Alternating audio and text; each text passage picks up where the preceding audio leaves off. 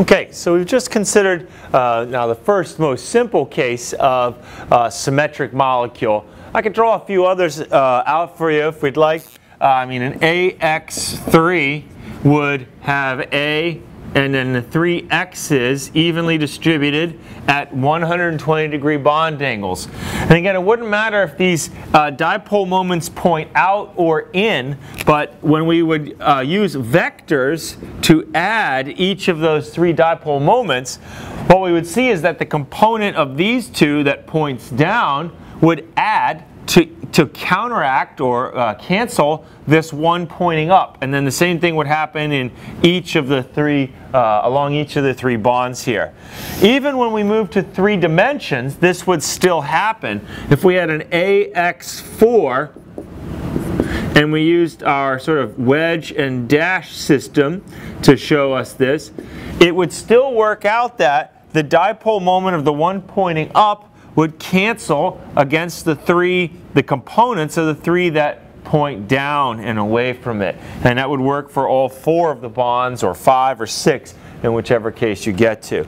So anytime the molecule has this complete degree of symmetry, it's going to be a nonpolar molecule.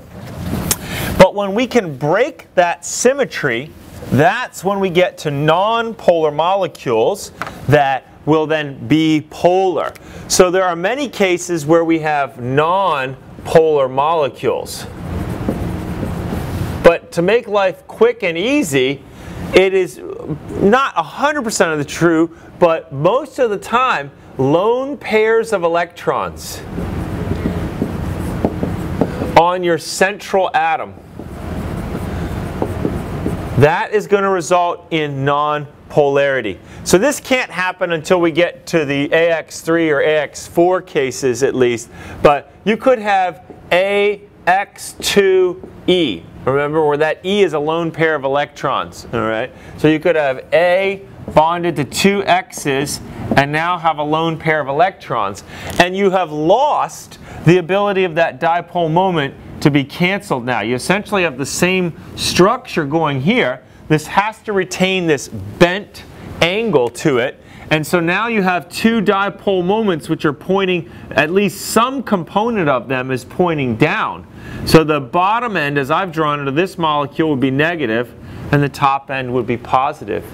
This could happen in the tetrahedral family, AX3E, where, like ammonia, the ammonia molecule, but I'll continue to use X's.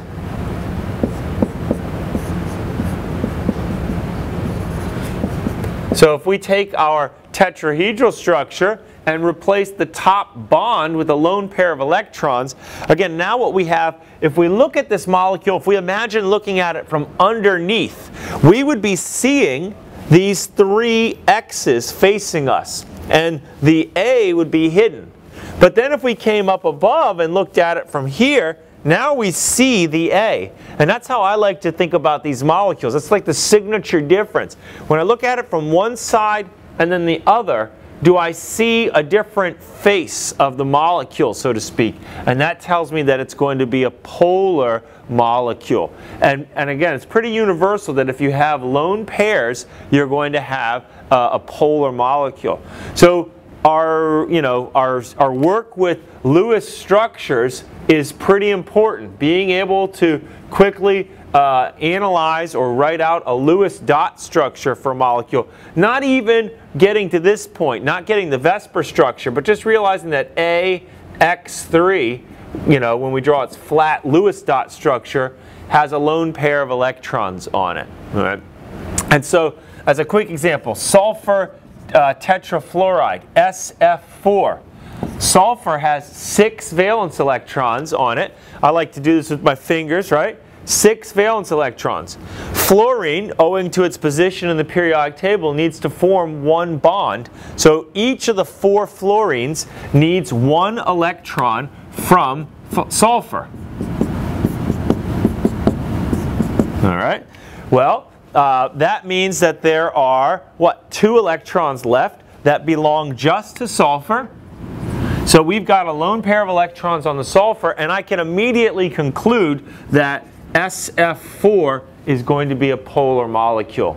Alright, so with some practice and refreshing your memory on those Lewis dot structures, you'll quickly be able to decide whether there are lone pairs and whether or not that then means a polar or nonpolar molecule.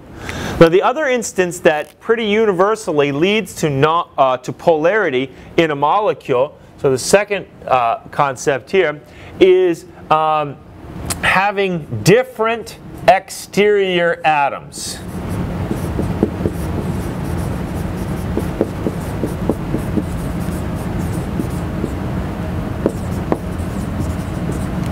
So if we have A, X, Y, right, where A is bonded to X on one side and Y on the other side, these are going to no longer be identical dipole moments. I said earlier 5 units to the left and 5 units to the right. Well, now it might be 7 units to the left and 4 units to the right. So that's 7 units of negative charge to one side of our molecule and only 4 units to try to cancel to the other side. That's going to give us a net still dipole on the one side of the molecule. So this is going to happen anytime you have different elements on the outside of the molecule. It becomes harder to see in some of our three-dimensional cases because when we look at a molecule flat, like its Lewis dot structure, we might think that there's symmetry as well. So the most common instance of this deceiving us is like an AX2, Y2. And so we might think that the Lewis dot structure of this molecule would look like this, you know? Or some people might draw it this way with the 2 X's here and the 2 Y's here. All right. The reality of this is, though, the Lewis dot structure is kind of deceiving us because this molecule is not truly flat like the piece of paper or the board that I'm writing on, right? This molecule is three-dimensional, and no matter how you think you can put the pieces together,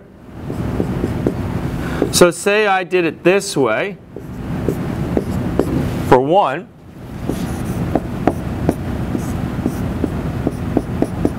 okay, and let me swap these two right here. So you see I've switched the X and the Y.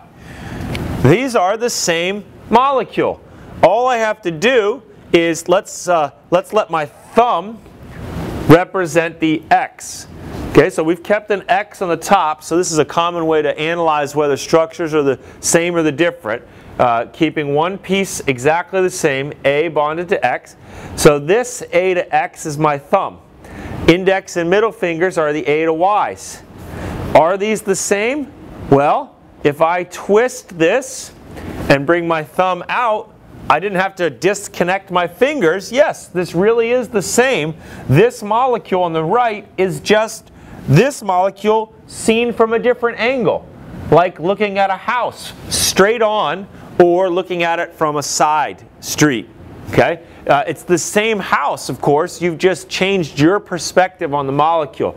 So all I've done to get from here to here is rotate the molecule. So obviously these are the same molecule. Right?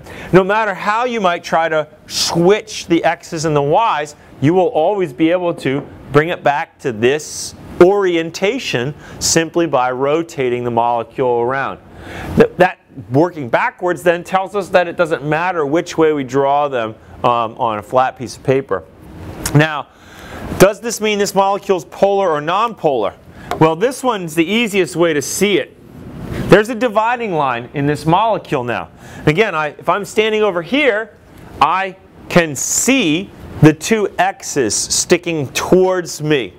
But if you're standing on this side of the molecule or looking at it, you're confronted with the 2 Y's coming at you. And so there is clearly going to be a difference in the dipole moments, and so this would be a polar molecule. Right?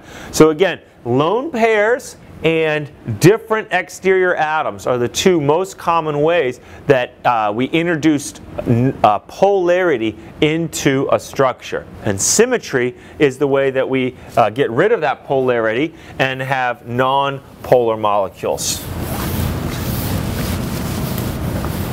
All right. So our molecules come really in 3 different types, to summarize where we've gotten to this point, okay? We want to label molecules as nonpolar, polar, or on the one extreme, ionic. Okay, if we make that bond so polar that the electrons are completely removed from one atom to the other, it becomes an ionic bond. All right? So that's our what we're trying to do when we're presented with a molecule is decide, is this compound, this molecule, polar, nonpolar, or ionic? And in doing that, we will be able to assign then the different styles of intermolecular forces. So now we're ready to talk about what these intermolecular forces are.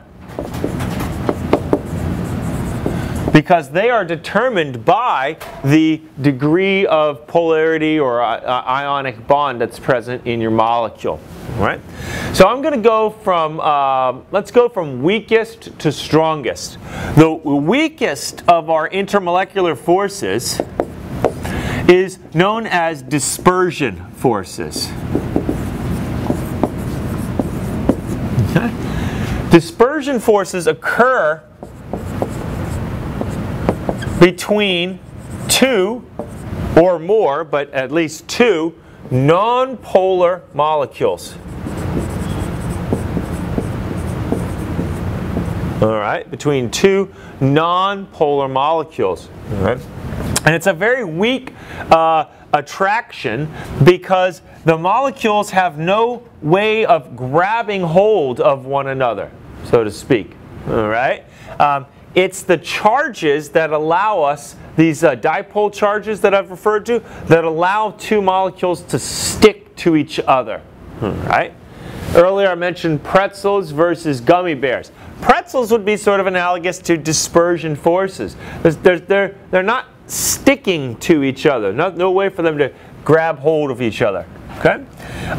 A slightly stronger form of intermolecular force would be what's called a dipole-dipole force. Okay? The dipole-dipole force occurs between 2 polar molecules.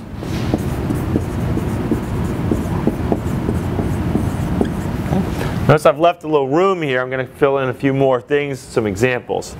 And then if the polarity becomes extreme, then we have the ionic, not only the ionic bond, but the ionic intermolecular force. So this is what occurs in ionic compounds.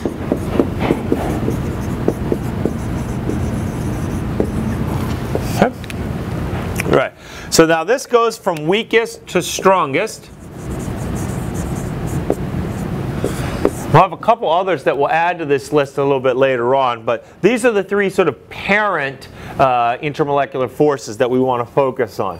All right, let me show you what I mean by the dipole-dipole one. Okay, so the way a dipole-dipole attraction works is to imagine, a generic molecule, and that generic molecule has a positive and a negative end because it's a polar molecule.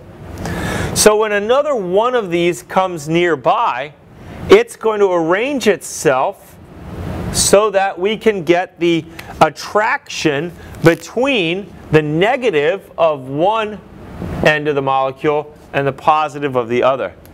And then if we had another one, it might come in down here and it'll be flipped again so that the negative up here can be attracted to the positive down here. And this is going to give us a lot of favorable interaction between these 2 molecules. All right. The charges are a lot like you or I or anybody having hands that you can use to grab and hold on to other molecules. That's what these intermolecular forces are. They're sort of quantifying how one molecule can grab hold and touch or be in physical contact with other molecules. All right. And so dipole, polar molecules, are really good at this. And that's why a lot of them are liquids and even solids in many cases, right? Because they have these favorable means of attaching to one another, clustering together. So these charges are kind of like, you know, the stickiness of a gummy bear, that outside, how it'll stick to another gummy bear pretty well, okay? On the other hand, our nonpolar molecules, they lack those charges in them. And so a nonpolar molecule has no charge, right? So there's really no way for it to reach out and grab a hold of the other molecule. All right? And so these things often end up being gases, things that have dispersion forces, because they have little to no ability to hold on to each other, to cluster together and literally form a clump of molecules that you would see as a liquid or as a solid. All right? But nevertheless, they do come together sometimes due to what's called an induced dipole.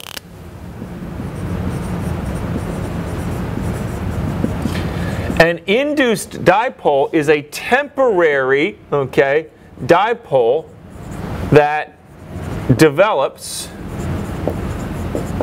on a nonpolar molecule. I use M/C for molecule there, and I'll use that occasionally. Okay. The way I like to think about these induced dipoles, I'll tell you a little story. Sometimes I end up taking my children to the grocery store with me. And, you know, if you've ever hung around kids who are 6, 8, 10 years old, right, they're interested in grabbing a lot of stuff off the shelves at a store, whether it's the grocery store or any other kind of store. So when my kids are particularly wound up, I need to tell them, hey, put your hands in your pockets, right? And that's when they're essentially like one of these nonpolar molecules. They lack these charges or their means by which they can grab something, because I force them to have their hands in their coat pockets or their pant pockets when they're walking down, you know, the aisle with all the glass jars that I'm worried about them breaking, right? But every now and then, something might be just so irresistible, right, that one of them takes their hand out of their pocket, all right, and just has to reach out and grab it. So temporarily, they've become like a polar molecule. They've got a hand that sort of can reach out and grab something. And, you know, if my son does this, of course my daughter doesn't want to feel left out, so she feels like she can take her hand out and grab something, right? And it sort of cascades this effect of one molecule having it, one child having his hands out, cascades to the other child wanting to do that as well. In molecules, this becomes a game of like hot potato, all right? This charge can be induced by something on the outside, but it can also just happen by random chance. Maybe my son forgets, just accidentally his hand comes out of his pocket. He's not paying attention, he's not concentrating. Nobody forced him to take it out, but his hand comes out of his pocket. In these molecules, all of the electrons that we have, they, you know, might evenly be distributed one moment, but then the next moment, because of the motion of those electrons, you have too many electrons on one side of the molecule. And in that moment, that's when you've got your induced dipole present. And you've got these temporary, very small dipole, partial dipole charges that can be used to cluster these molecules together. All right? So it can just happen by random chance. And that's why we call it an induced dipole. The other way it happens is, again, to sort of borrow from my children, right?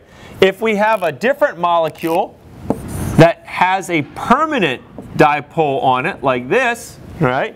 So say I've only asked my son to have his hands in his pockets because he's been a little fidgety or something today, but my daughter's been well behaved, so I let her walk around with her hands out.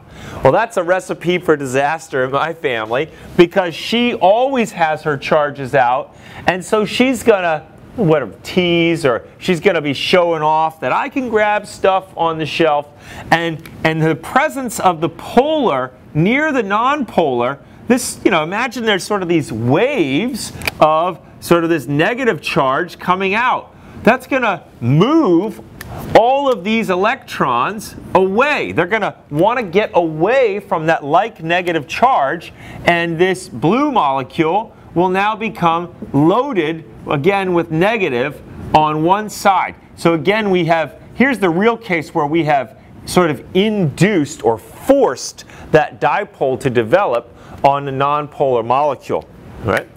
Now these are two different molecules, so this type of interaction is going to occur in a mixture, all right, of two different substances. And I'll come back to listing out what some of the mixed intermolecular forces are later, all right? But this is in essence what a dispersion force is. It's so weak because it's only relying on these really transient, temporary induced dipoles. That's the most that we can get to try to hold them together. But our dipole molecules, they have these permanent, albeit tiny, partial charges on each other, and they can grab hold of one another pretty easily and cluster together. And that means they can form liquids and they can form solids, all right? Because those are the phases where molecules are literally touching one another, liquids and solids. And the ionic is just an even greater exaggeration of this polar case, because the charges are much larger and the molecules just hold together even more tightly in the case of the ionic, all right?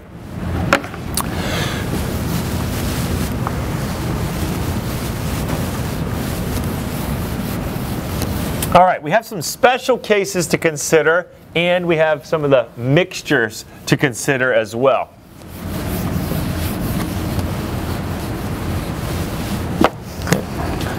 So let's talk about some of the mixtures first. They're quick and easy, all right?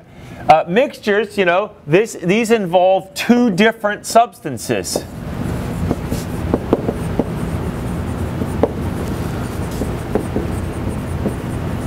Now, each with its own intermolecular force, or each being polar or maybe being nonpolar, all right? So some of the things that exist in mixtures, we can have what's called a dipole, induced dipole, intermolecular force. This would occur between a polar and a nonpolar substance. Okay, so this is actually the analogy of where I let one of my children have their hands out. That's a polar, and then the child who had to have their hands in their pockets would be a nonpolar. All right? So if we try to mix those two together, what's going to try to hold them to one another is the polar molecules inducing those temporary dipoles on the nonpolar molecules so that they can try to grab together.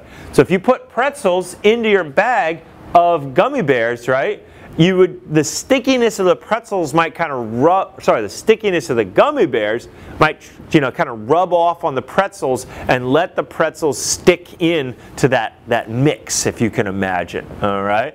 So that's one form of a mixture that we can have. We can have the dipole-dipole in a mixture. This would just be two different polar substances.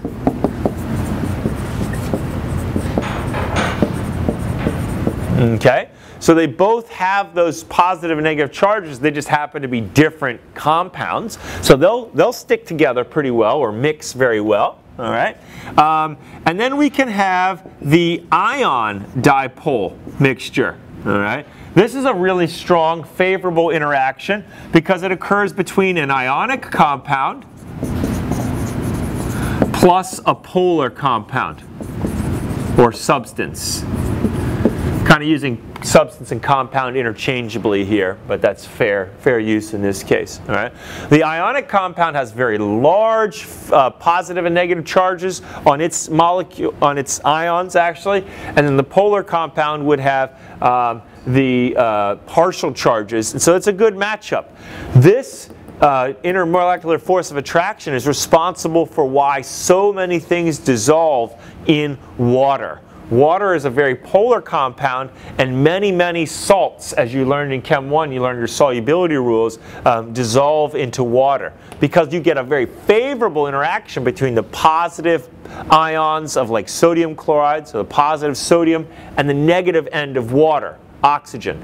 And you get an interaction between the negative end of sodium chloride, Cl, and the positive end of water, the hydrogen. So you get a double interaction, and it's going to be very favorable for letting the two dissolve or come together, mix together. All right? So these are some of the ones that occur in mixtures. All right? There's one other form of intermolecular force that I want to talk about. Then I'm going to do some examples for you. And this is a very important category. It's what's called the hydrogen bond. Hydrogen bonding. Hydrogen bonding is a type of intermolecular force. It's not a type of bond, even though it's got the word bond in it. It's a type of intermolecular force that occurs in substances that have hydrogen attached or bonded to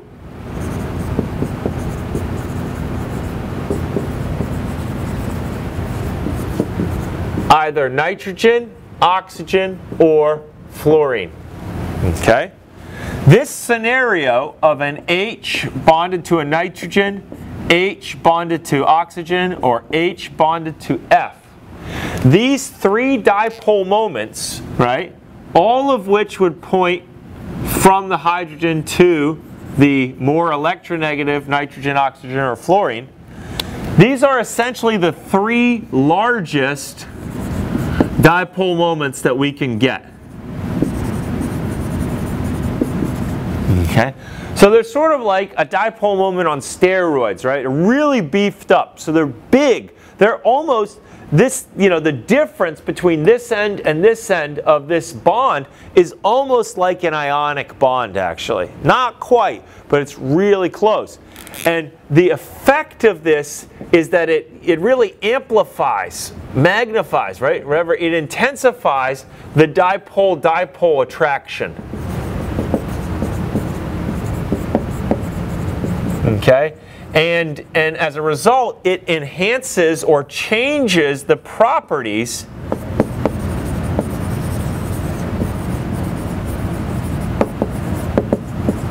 of substances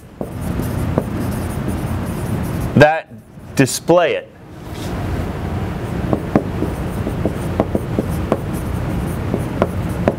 Okay? Water is the biggest example of something that demonstrates, displays hydrogen bonding. It's got two of these very uneven, polar bonds present in it, both of which are pointing at the oxygen end. So you've got a very negative end there and a very positive end here. So when one water is introduced to another, the attraction is great. And it's like a super, super sticky set of gummy bears. All right? And that's going to result in those water molecules really wanting to hold tightly to each other. Now compare this to H2S. H2S still has the same shape as water, but what's different is the dipole moments are much smaller in that case. Smaller dipole moment.